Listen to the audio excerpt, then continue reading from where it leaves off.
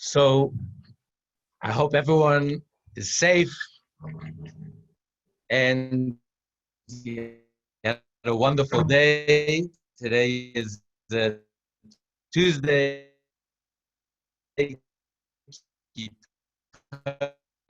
On a very powerful teaching, Ethics of Our Fathers, to learn from Ethics of Our Fathers. And there's one particular saying in chapter 2, Ethics of Our Fathers, by Rabbi Eliezer. Rabbi Eliezer was the senior student of Rabbi Yochanan ben Zakkai, who saved the Jewish people after the destruction of the Second Temple.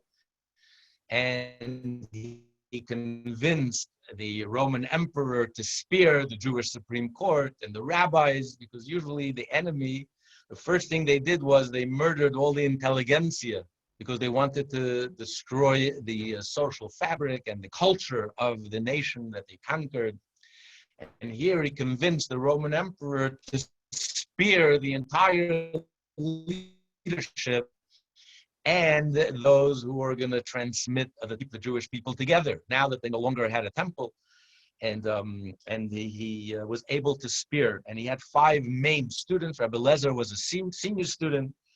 And the Mishnah says that each of these students taught 3 things. And one of the things Rabbi Eliezer says in Ethics of Our Fathers, chapter 2, Mishnah 10, that a person should do teshuvah one day before you die. Now, what does this mean? It's not to be morbid that you should think about death, but it's saying you should live every day as if it's your last day. Again, not to be morbid, that this is the last day of your life. We're not wired to think that way. We're wired to think that we'll live forever. With Hashem's help, we'll live another day and live and be healthy and live a long life. And a Jew should desire, we love life, we want to live. And that death is a tragedy, so it's not to be morbid. But Rabbi Eliezer is saying is that imagine if you knew you had 24 hours left to live. Let's say some mad scientist blew up a hydrogen bomb in the North Pole, and we all knew we had 30 days left to live. How would we live our lives? We would encounter ourselves, perhaps for the first time in our lives. It would shake us up to the core, and we would discover ourselves, our true priorities, what's real in our life and what's not real. Maybe all those things that we never had time for, that we barely had any time or energy for, is really number 10. The most important thing in our life. The end of their life, no one hugs their tashekes. And the things that you thought was number 10, it turns out it barely registers. I couldn't care less. When you have one day left to live, it doesn't matter. I don't care how much money I have in my bank account. Who cares? That's not what my life is all about. My vacations, the restaurant, the shopping, that's not what my life is about. That's not what I care deeply about. Those last 24 hours, you don't even think about them. You focus on things that really matter and things that matter to you. So we can go through our entire life, but they don't see. They have ears, they don't hear, they're not functioning. So too, we can go through our entire life and our critical thinking and awareness is not functioning. We're living like in a dream state, in an illusion. In your dream, you could be a senator, you could be a billionaire, you could be famous, but it's all a dream. And then when you wake up, you realize, who cares? I don't care about fame. I don't care about any of this. It means nothing. It has no substance. It has no value. I really couldn't care less. That's not real. And then you wake up to what's real in your life. There is a famous novel written by Camus, one of the only Arab Middle Eastern Nobel Prize winners. What's the name of the novel? I'm sure some of you have read it.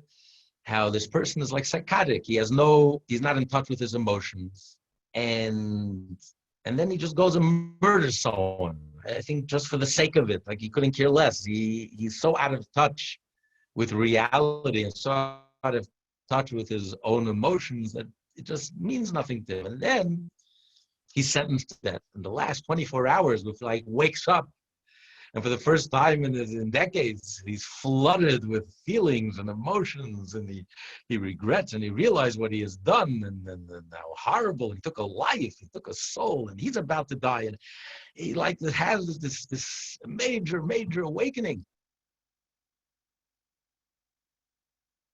So that's a very dramatic illustration, but the idea is, if God forbid, we knew we only had 24 hours left, how would we spend those 24 hours? Each second would be valuable. We wouldn't waste a moment. And we would truly prioritize, we would truly get in touch with our true selves. We would encounter and discover ourselves perhaps for the first time in our lives. Things that really matter to us. And the truth is, those things matter to us all the time. We were just out of touch with it. That's the human condition. We're not in touch with our true selves, our true reality. But the last 24 hours of our life, everything is acute. Suddenly everything is intensified and the truth emerges to the forefront. To our consciousness, suddenly we become conscious, we become aware of our true reality. So Rabbi Lezer HaGadol, the great Rabbi Lezer, is teaching us, live every day like it's your last day of your life. Not in a morbid way, but live. Imagine the last 24 hours, what kind of life you would live, how in tune and in touch you would be with who you really are. And that's your truth today. Crisis only allows truth to emerge, doesn't create anything new. It just gets to the deepest depth of your being and it allows us to come to the surface. So why do you need a crisis? Why do you have to need this 24 hours? You can live every day of your life that way, joyfully.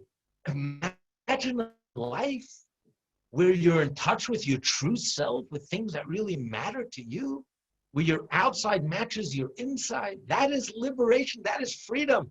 That is really what the whole Torah is about. The Torah is about waking up, living every moment, living out your truth each and every moment, living up to your potential each and every moment. So the great Maril, who was one of the Rishonim, medieval rabbis, and the great Paiskim, writes a similar thought, and he writes that a Jew should live every day of his life as if it's the last day of exile. The last day before Mashiach comes. The last 24 hours before Mashiach comes. He says, why? Because once Mashiach comes, it's too late. You can no longer do any teshuvah. Teshuvah could only happen now. Now we're in the marketplace.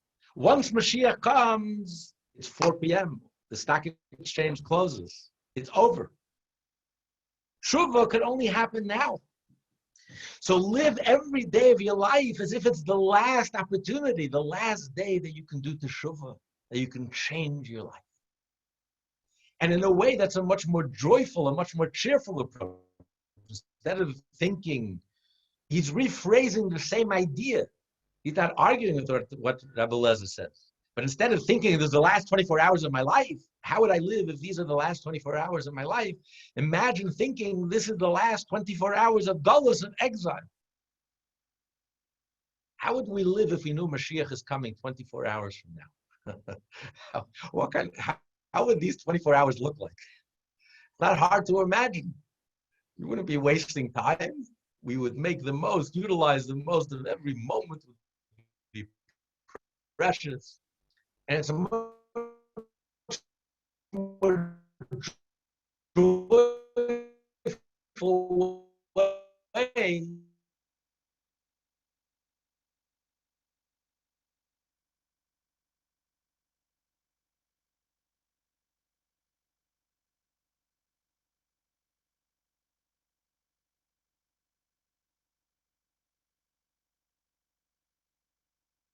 Rabbi, we lost you.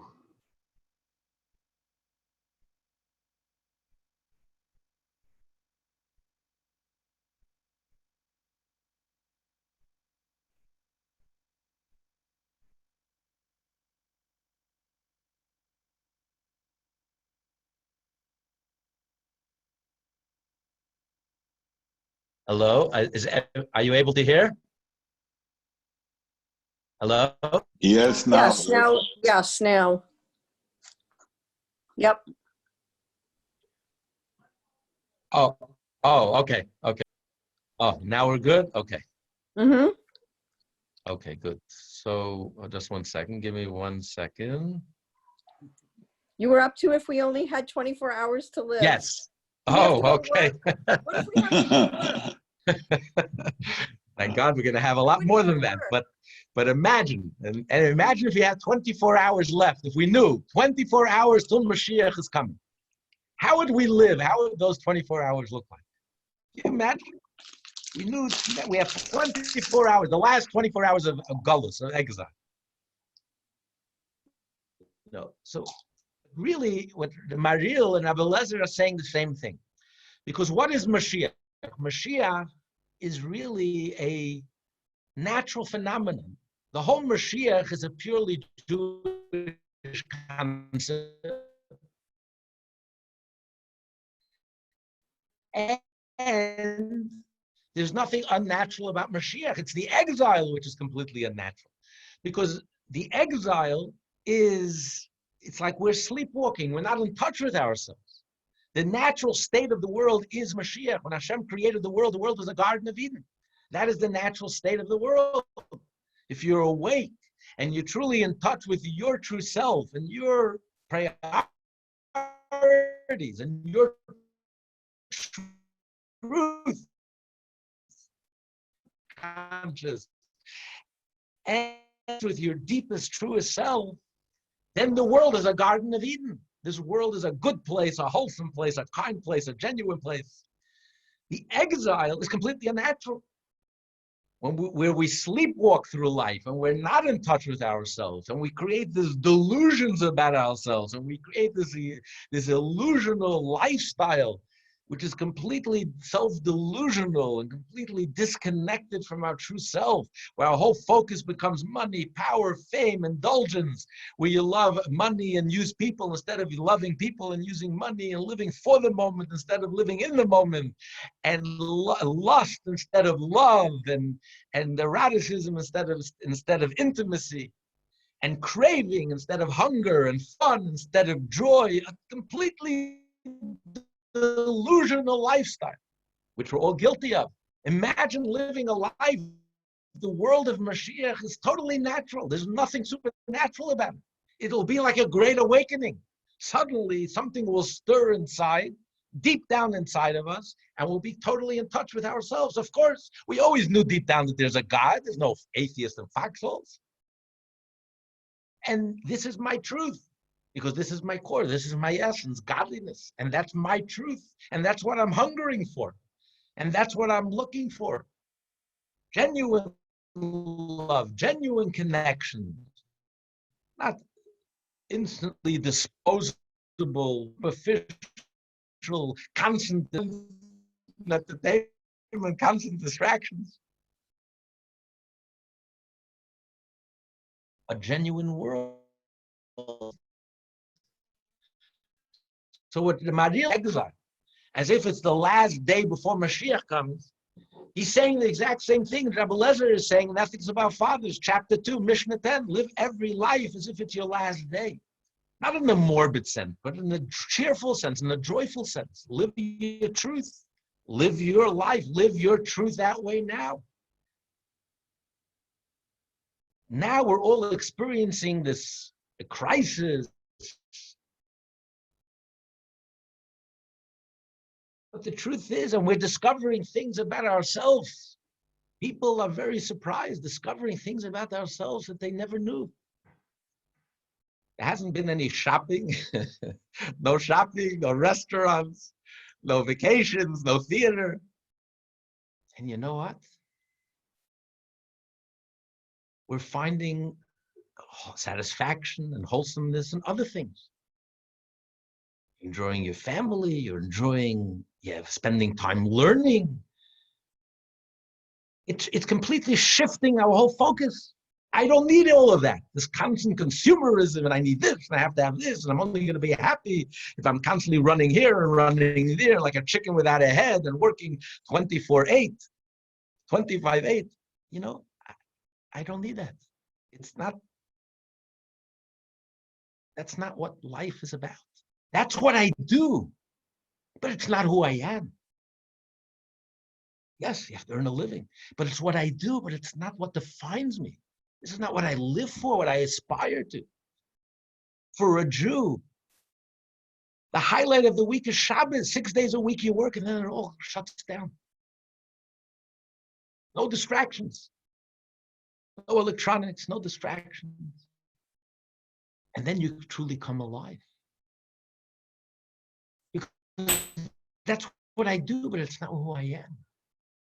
Shabbos, you focus on what's real, what's deep down inside. That's what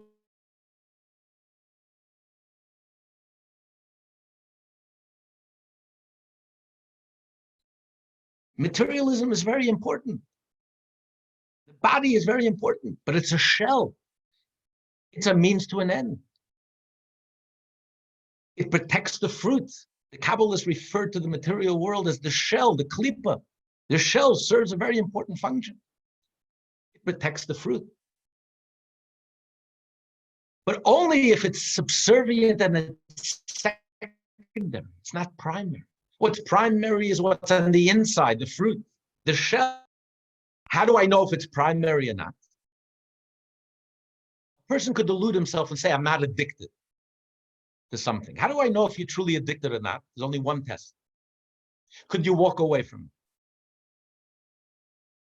If a person can't walk away from it, then he's deluding himself. He's totally addicted. He's a slave. He doesn't have that freedom. Every Shabbos, a Jew walks away from money, walks away from work, walks away from the materialistic world. Every Shabbos, there's no shopping, there's no theater, no restaurants, nothing. That means that everything has a healthy perspective. Money at best is a means to an end, that's all.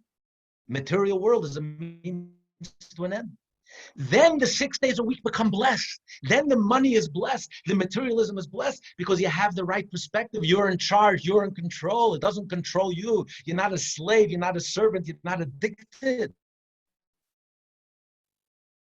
You have that clarity. It's a means to an end.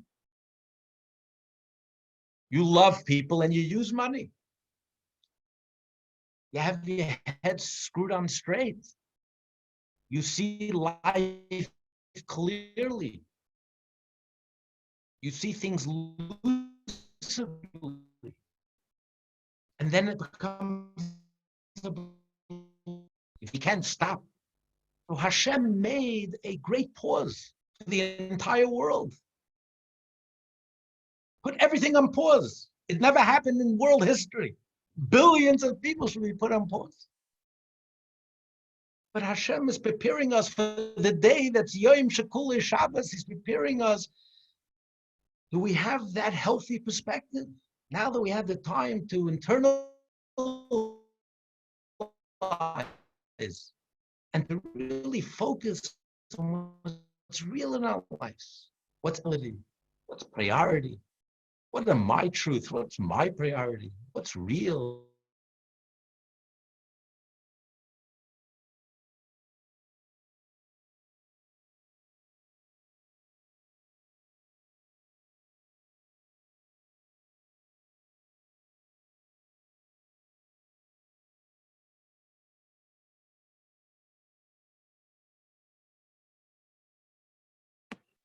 We lost you, Rabbi.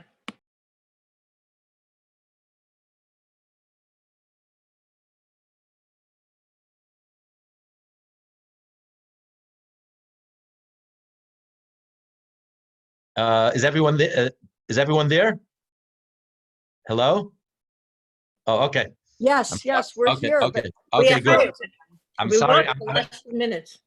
I don't know why I'm getting disconnected again. Okay, all the time here. So this is really a time. This is really the deeper meaning of what the Mariel and Rabbi Lezer are saying. Live every day of your life as if it's the last day of your life, as if it's the last day before Mashiach. Be real. Live a life that's truly where you're in touch with that inner joy. All the money in the world can buy joy. All the money in the world can't buy love. All the money in the world can't buy honor. All the tools that we need, Hashem created us. We have a piece of the divine essence. We have everything that we need to live life fully and joyfully and live a wholesome life and a connected life where we're consciously connected and truly alive, where we're plugged into the source of life. And we live a vibrant life, a passionate life, a robust life, a joyful life, a committed life, a connected life, a life where we're active and we're doing the things that really matter. Question is, why does he say that teshuvah, why will teshuvah only help before Mashiach comes? If Mashiach is the great awakening, the moment that Mashiach actually comes, the moment that the third temple will actually materialize, the moment that all of us will be dancing on the Upper East Side of Jerusalem, every last Jew, all 40 million. And that will be the great awakening. And it'll be the most natural thing in the world. Because it's the status quo that's completely unnatural. It's the present that's completely unnatural. Mashiach is the most natural thing in the world when the world will become a Torah world. And we will be in tune and in touch with every mitzvah in the Torah and will live that life, a wholesome lifestyle, a beautiful lifestyle, a satisfying lifestyle. So why does teshuvah only happen before Mashiach comes? After Mashiach comes, we're all going to wake up. Every human being in the world will wake up. All 7, close to 8 billion people will become righteous Gentiles, with the exception of the hardcore anti-Semites, the Amalekites. The overwhelming majority of the 7, close to 8 billion people will be righteous Gentiles and follow the 7 Noahide laws.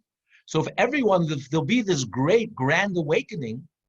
Why the urgency to do teshuvah, to live our life as if it's the last 24 hours? I'll wait till Mashiach comes and he wakes us up, and then we'll all be awake. So on one hand, you can say, it's like the third Lubavitcher Rebbe, Tzemach Tzedek, once explained. He says, why is it so important for us to study Chassidut today? We're learning about godliness. You learn Tanya, you study Chassidut, the Chassidic discourses.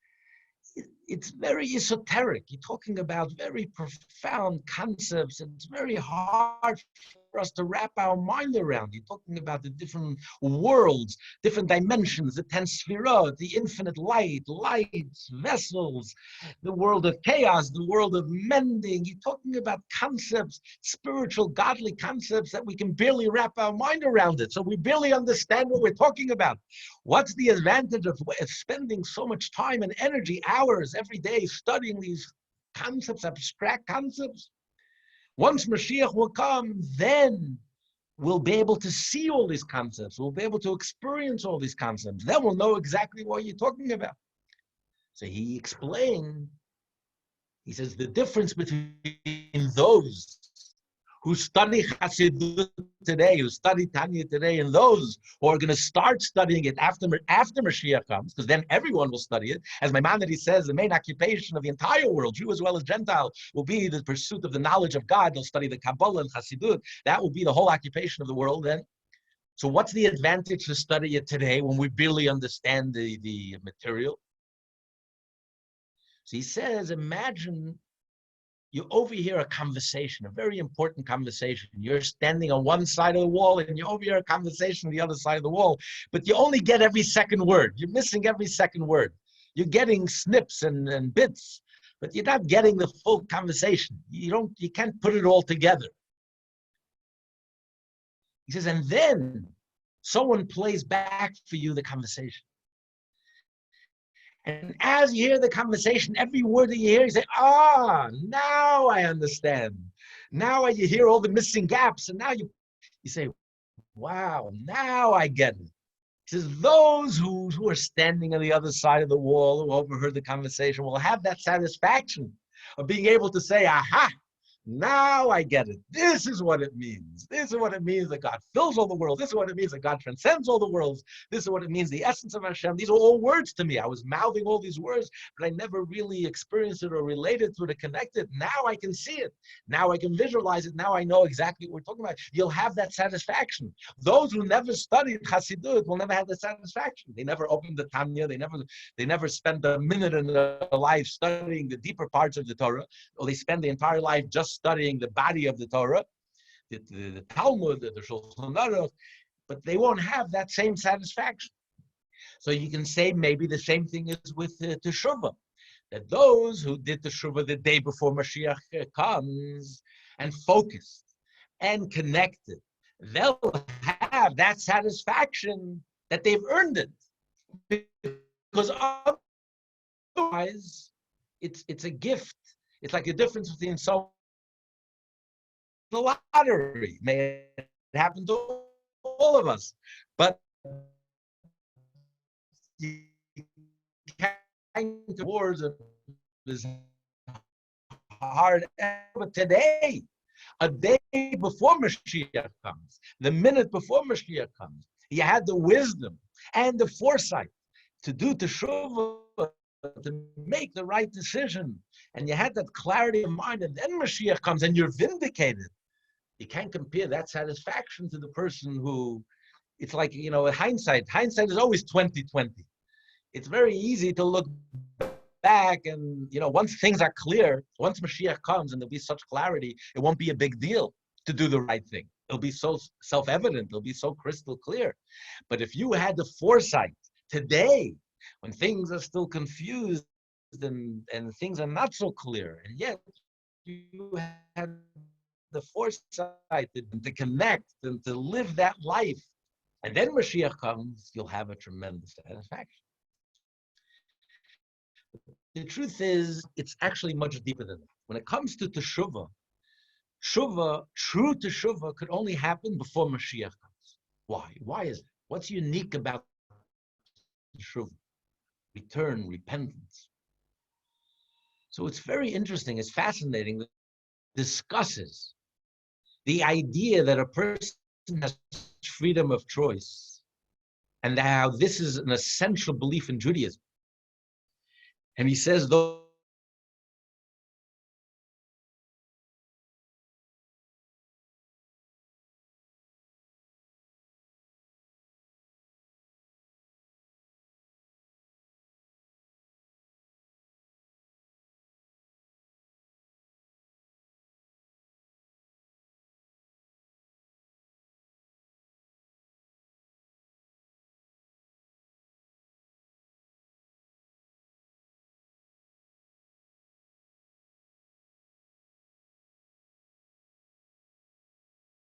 sorry, are we good? Yes, now we hear you. Now we don't.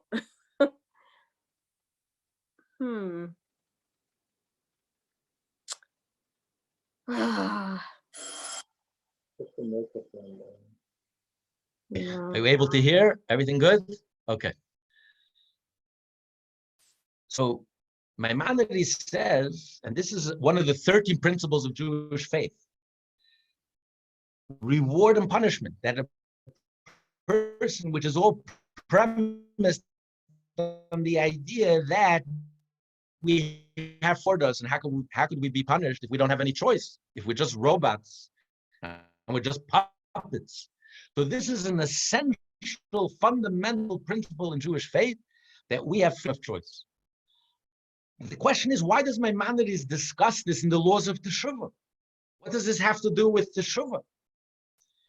And the answer is, because this is an essential ingredient in order to be able to do Teshuvah, to genuinely be able to do Teshuvah. First, you must recognize that everything that we do and everything that we say and everything that we think, we are fully responsible. We are not victims. I know we live in America today and everyone claims to be a victim. But in Judaism, the essential principle of Judaism is that we are not victims.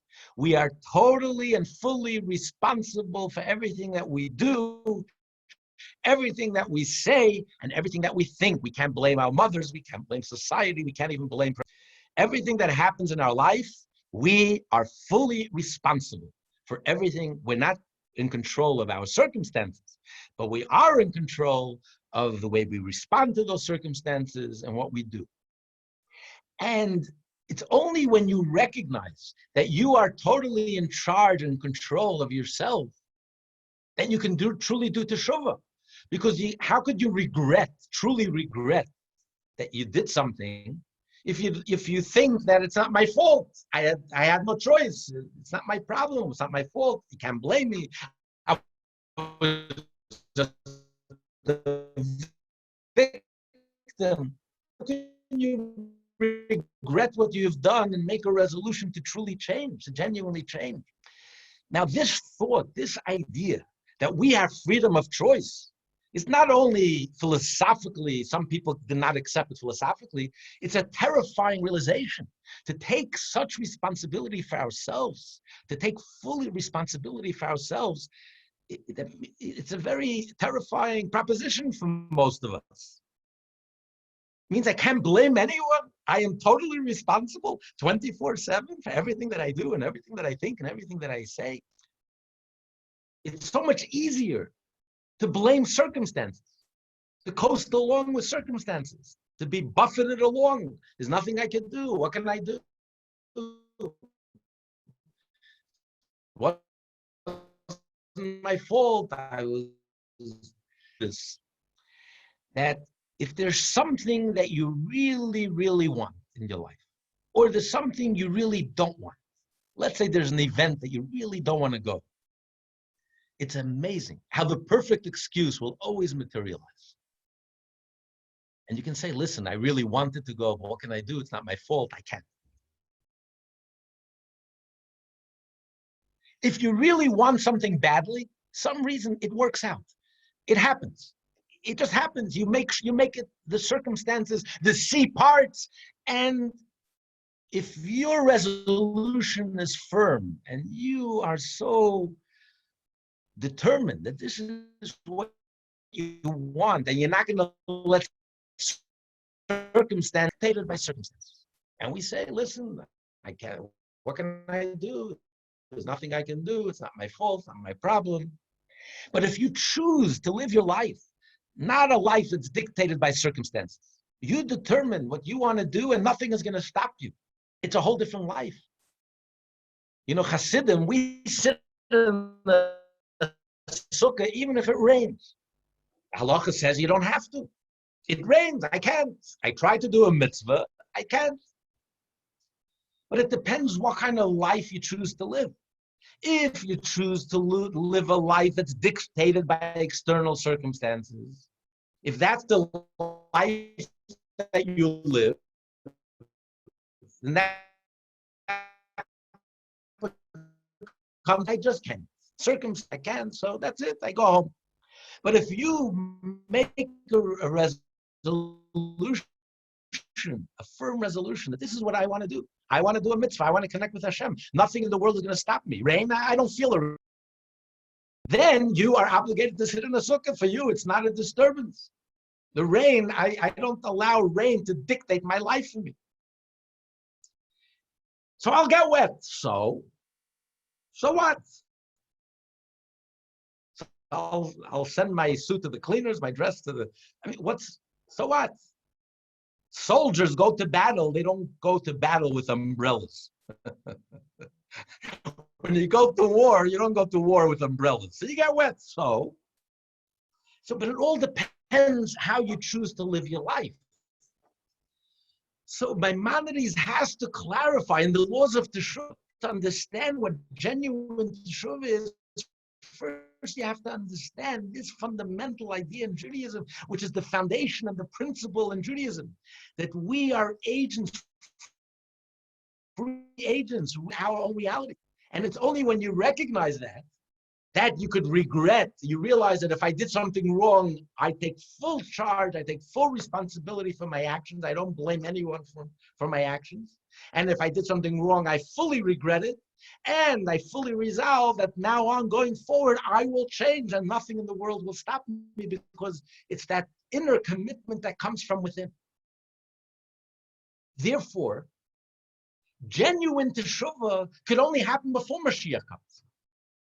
Because after Mashiach comes and there's this moment, this great awakening, there'll be a moment when the sun comes out, and even if you're asleep, the sun will wake you up. You can't sleep anymore. There'll be a grand awakening.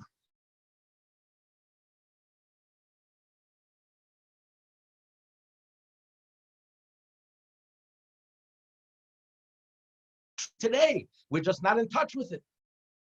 We're so distracted. But there'll be this great moment, this great awakening, when the perspective will shift and everything will be clear. It's like the famous painting, the picture where you see the two cups together, and then you look a little closer, and suddenly it shifts in front of your eyes, and suddenly you see the profiles of two faces. So we'll look at the world and we'll see a different world, we'll see a different truth, we'll see our own reality in the right perspective. So if you do teshuvah then it's circumstantial, it's external. It has nothing to do with you. It wasn't your choice. Genuine teshuvah is when you exercise the greatest gift that God gave us. The greatest gift that Hashem gave us is that we are free. We are free agents. We can choose. Yes, it's a terrifying responsibility, but it's exhilarating. It's exhilarating to be able to take on that responsibility and to acknowledge that I have a choice and everything in my life is my choice. And I can live a life that's true to my truest self, my deepest self. And that's the choice that I make. It's exhilarating. One moment of wakefulness is better than hours of sleep. In your dreams, you could be a senator, a billionaire, you could be famous. It's a dream, it's illusion, it's nonsense. One moment of wakefulness, one moment of reality. Yes, it's hard, it's difficult. You're under the cover, you're under the blanket, you want to go back to sleep, but jumping out of bed and waking up, it's cold, it's too early. You jump out of bed, you come to the kollel, you come to learn, you come to daven. How could you compare one moment of reality to delusions, illusions? It's so gratifying, it's so satisfying. If you live a life where you make the choice and you take responsibility for your choice, that is the most satisfying, is the greatest gift that Hashem has given us. Because we are the only creatures in the universe that have freedom of choice. Angels don't have freedom of choice. Animals don't have freedom of choice. God gave us this gift to be free. But this choice, you could only exercise today. One day before Mashiach comes. One moment before Mashiach. Or as Rabbi Lezer says, live every day as if it's the last day of your life. Live it fully, to the hilt, to the maximum. It should be a full day, a complete day. This is how Avraham lived every day of his life. The Torah says Avraham was old, ba bayamin. He literally entered into his days. Every day he lived to the fullest, to the maximum. He milked every day for everything that it had. Whatever he did 100%. He was totally present. He lived every day with all the slings, the ups and the downs. He was fully engaged and fully present, as if it was the last day of his life. As if it was the last day before Mashiach.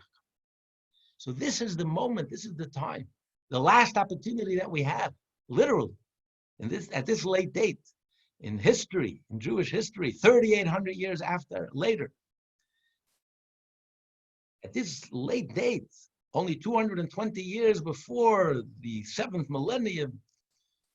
So this is literally the last moment that Hashem has given us. Rabbi said, we will no longer have the opportunity to do teshuvah, the opportunity to exercise our freedom of choice that you only have today. Once Mashiach comes, what choice do you have? Everything will be so transparent. Everything will be so self-evident. It won't be a big deal. It'll be external, circumstantial. That's not real teshuvah. Real teshuvah is when it's something that you do on your own. It's your choice. When you had to tap deep down into yourself and you had to make that choice. And that's why teshuvah is so satisfying, and it's so transformational, and it's so deep and so profound. And that opportunity we only have today. So Hashem should help. We should take this teaching and advice to heart, especially today, since it's so relevant, because we are literally the last minute before Mashiach comes. So it's literally the last opportunity we have in Jewish history to do teshuvah, to really make that change. And then once Mashiach comes, we'll be able to enjoy that awakening on a whole different level. Everyone will be awake when Mashiach comes. Everyone will wake up. But those who did the teshuvah, those who exercised that option today, those who invested in the marketplace today, even when the marketplace will close a minute from now, once Mashiach actually comes and the marketplace closes, we're going to benefit because you invested on the ground floor. Who are the ones who made money from Amazon and all these mega companies? Those who bought the stock on the ground floor when it was $1 a piece. Those who buy it today, it's not the same. You can't compare. Those who do teshuvah after Mashiach comes, okay, now you're investing. When everyone knows the value of this marketplace, it's no big deal. It's today when not everyone appreciates the value of Yiddishkeit, not everyone appreciates the value of Torah, not everyone appreciates the value of a mitzvah. You know, Onkelos the Ger, Onkelos the convert, was the nephew of the Roman emperor, and he wanted to convert. And he asked his uncle, he was very close to his uncle, and he was royalty, he could have been the next emperor. And he asked his uncle, tell me, I want to go into business, what advice would you give me? So he says, invest in a company, invest in something that everyone undervalues, like a value investor. No one values its true value. Invest today, and when everyone realizes its value, then you'll be mega, mega wealthy. And he went and he converted to Yiddishkeit. So his uncle asked him, what happened to you? You're royalty, you're my nephew. It's embarrassing. You went to become a Jew. So he says, uncle, I listened to your advice. The Jews are downtrodden because no one in the world today appreciates the value of the Jewish people. You yourself told me I should invest in a company that is undervalued. When Mashiach will come, the Jewish people will sparkle. The Jewish people will be on top because Jewish values will prevail and everyone will be attracted to the Jewish people to teach. And they will ask the Jewish people to teach them. Every Jew will have 2,800 non-Jews who will hold on to their tzitzis and say, please teach me your values, teach me your Torah, teach me all this divine wisdom that you've been learning and studying and absorbing for the last 3,800 years. So now no one values it. That's the company that I invested. The same is with teshuvah. When you do teshuvah today, when we're still in exile and you still have chaos and confusion, and you don't have that clarity. And you invest today and you make the wise choice today. You got in on the ground floor when the stock is worth $1. Then when the stock goes up 1,000-fold or hundreds of thousands of fold, you're a player. You're a partner. You have a chunk of the company. Those who get in then, okay, not the same. So everyone will benefit once Mashiach comes. There'll be a grand awakening, but you can't compare the one who did teshuvah today, the minute before Mashiach comes, to the one who's only going to wake up and only going to do teshuvah and is only going to change after Mashiach comes. Mashiach comes, we're all going to change. Not change. We're going to revert back to our natural self. Because Mashiach is our natural selves. Godliness is our natural selves. The Torah, mitzvah, the 7 Noahide laws, every word in the Torah, this is our natural selves. We don't see that today. We don't sense it today. We have the chaos, the confusion. But if you have the wisdom to invest now, to do the tshuva a minute before Mashiach comes, then you will be a complete partner in this, and it'll be a whole different level. It'll be a different Mashiach. It'll be a whole different level. So that's the advice of Rabbi Lezer, and the advice of the Maril. Live every day of your life as if it's the last day of your life, and live every day of your life as if it's the last day before Mashiach comes, which is the last opportunity, the last stop before the train goes into the station, and then it's too late. The market closes. The last opportunity we have to invest and to really become a partner in this venture. So Hashem should help. We should all take these teachings to heart. We should all have that soul-stirring teshuvah. We have the time now to focus and to really concentrate and focus on what's real in our lives, what's not real. And a minute from now, Mashiach should actually come, because surely by now the Jewish people have done teshuvah. Everything we went through after the Holocaust and everything we went through, our long and bitter exile, and unfortunately all those lives that were lost in this present Magefa, in this present plague, every one of them is a tragedy and a tragic loss. And the Jewish community has been hit very, very hard, especially here in New York City. Over 700 Jews have lost their lives, and our own community, we lost Alex. A tragic, tragic loss for all of us. So surely every one of us has done teshuvah, and every one of us has utilized this time that Hashem gave us, this pause, if we truly focus on what's real in our lives, what's our true priority, what's the means and what's the end. And now that the lesson learned, now Mashiach can actually come, and Hashem should put an end to all the tzaras, put an end to death, put an end to pain and suffering, human pain and suffering.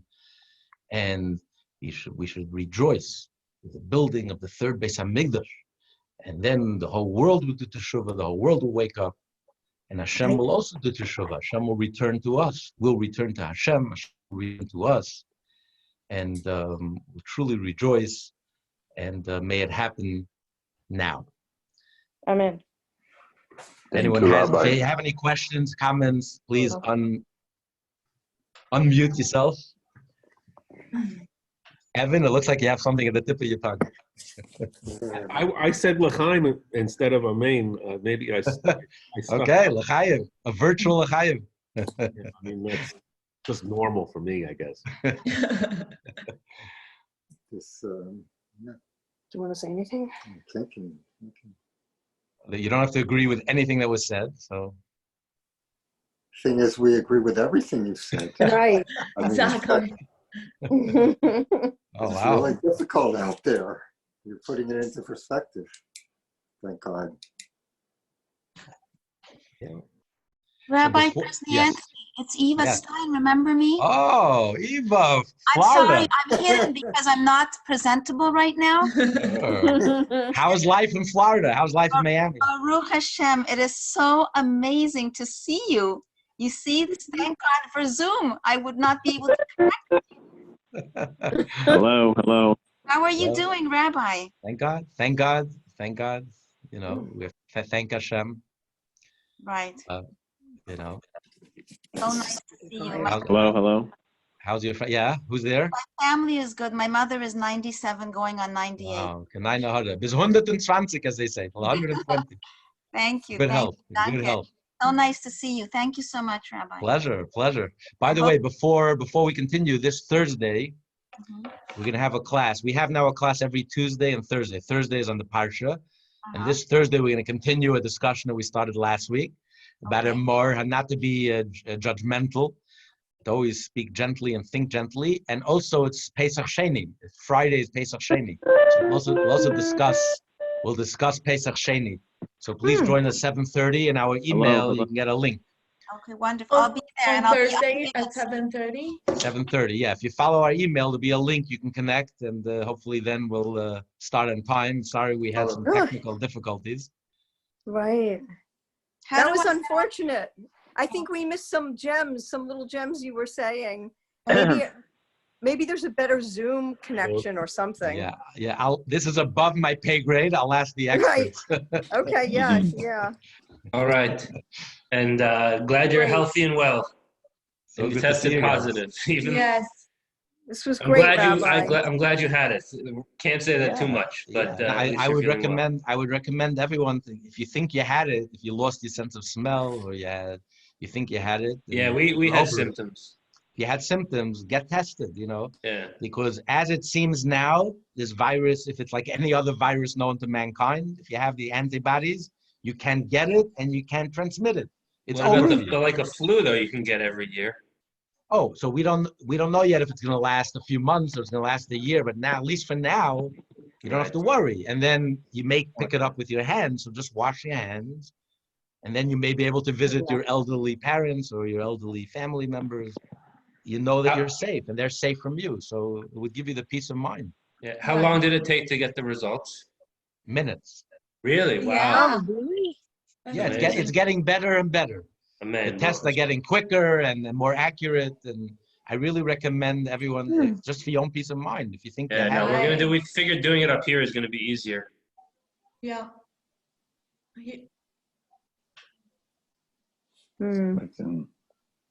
All right. Froze. okay. Good So night. have a wonderful good night, Thank everyone. you. Thank you Till so next time, much for stay the safe. amazing class. We miss Thank you. you. Okay, thank you, Rabbi.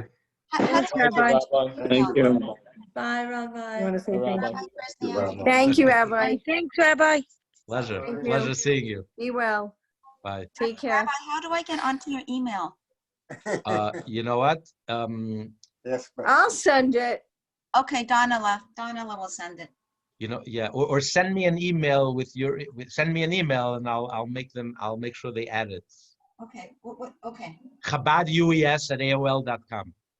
Chabad? UES, that's Upper East Side, so it's one word. ChabadUES@AOL.com. Okay, I'll send it over. Thank you, Rabbi. Okay, all the best. Take care. Nice to see you.